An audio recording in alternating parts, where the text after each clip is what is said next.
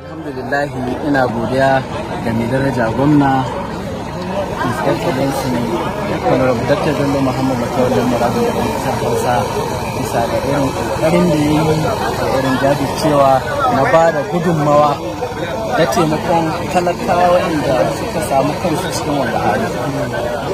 Allah shi saka mishi da alheri, Allah shi mishi jagora, Allah ya taimake shi, Allah shi ba shi nasara a abin da ya na ɗauki masara kuma dawa wanda yake da su da kariyoyi sannan da wasu na'in sauki ana rarraba mai ina ba da tabbacin cewa duk wani wanda wannan ibtila'in ya shafa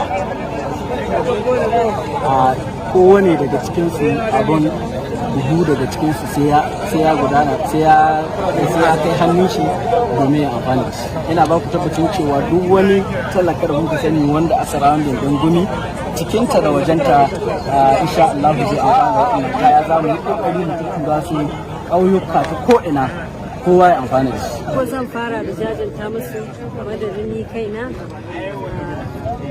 mai girma gwamnan jihar Zamfara Dr. Bello Muhammad Matawallan Maradun, ma'aikata na da gaba daya al'ummar jihar Zamfara muna jajanta musu. Allah ya tsare, Allah ya kiyaye, Allah ya mayar musu da alkhairi, Allah ya sa ya zame musu kafin.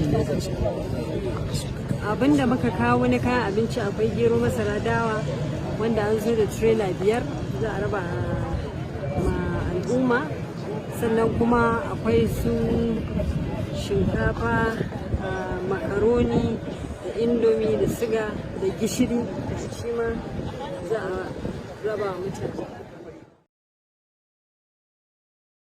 Farko za mu fara a madadin ni kaina da shi ne girma gwamna Dr. Bello Muhammad Matawallan Maradun bardan kasar Hausa da gwamnatin jihar Zamfara da mutanen Zamfara gaba daya muna jajanta ma mai martaba da daukakin kullihin mutanen Gumi. Muna musu Allah ya tsare, Allah ya kiyaye, Allah ya kare na gaba, Allah ya mayar musu da alkhairi. Hakika wannan abun ba karamin tashin hankali bane, mu muna tsaye daga nan muna kallon su amma su ba za su iya ketarwa su gaba. Abinda muka samu labari ɗazu da safe karyi ma an yi kokarin a kai musu burodi abin ya nemi ya gagara. To nan ba karamin masifa ba ce. Amma yana daga cikin imani yadda da kaddara mai kyau da kaddara mara kyau, saboda haka a matsayinmu na musulmi mun karbi kaddara da Allah subhanahu wata'ala ya dora mana, kuma muna fatan zai kawo ta cikin gaggawa. Mun san idan irin wannan abun ya faru akwai gada da ake yi na wucin gadi mafi yawanci sojoji suke yi da kuma hukumar bada agajin gaggawa ta ƙasa. Ba mu sani ba ko akwai wannan tsari don ya zan ana cimma wa'annan al'umma. Da safen nan muka samu wannan rahoton kuma gane a nan, kuma tun kama taho na yi communicating da Abuja, mun yi communicating da magabatanmu akan ga abin da ya faru, kuma ina tabbatar maka da cewa insha Allah a ɗan lokaci kankani bana ma cire ran cewa za a zo a fara aiki na a yau dinnan da yarda Allah. Wato a koyaushe ala kulli halin mutum dole ce alhamdulillahi ala kulli halin. Mun gode ma Allah da ya kaddare mu da rayuwa har muka kawo wannan lokaci. Amma kuma shi ubangiji in yayi hukunci babu abin da mutum zai yi sai dai ya karɓi hukuncin shi. Kamar da kuke gani wannan gada ita ce take tsakanin garuruwan Gumi, Jalange, Bardoki da Gaye. Kuma a halin yanzu baya za a yi mutanen Gumi su zo Bardoki su zo Gaye. Mutanen Gayeri da Bardoki kuma ba za su iya zuwa Gumi ba. Saboda haka muna kira ga hukumomi musamman na jiha da kuma na tarayya da su zo su taimake mu. Mun gani mai girma gwamna ya dauki mataki ya turo ma'aikata. Muna tare da ni, muna tare da babban mai ba gwamna shawara akan hidimomi na ibtila'i idan suka faru, da kuma director general muna tare.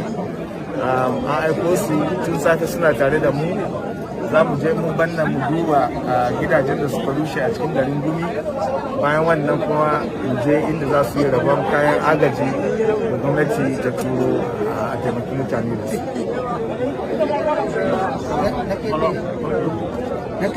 Gari nawa ne ya samu wannan matsalolin na ambaliyar? To halin yanzu mun samu labarin nan garin Bardoki, Gayari, Dangwai, Falan Tsibiri, Gwalli, abinda muke samu labari kuma yanzu. Amma kamar yadda kake gani kasan abin yana ƙara yawa, ruwa na zuwa abin yana ƙara nuni. Aka daɗe gidaje kamar nawa ne? To mun samu labarin kamar gidaje 100 suka zama affected, wanda suka rushe kenan. Akwai asarar rayuka? Ba mu samu rahoton asarar rai ba.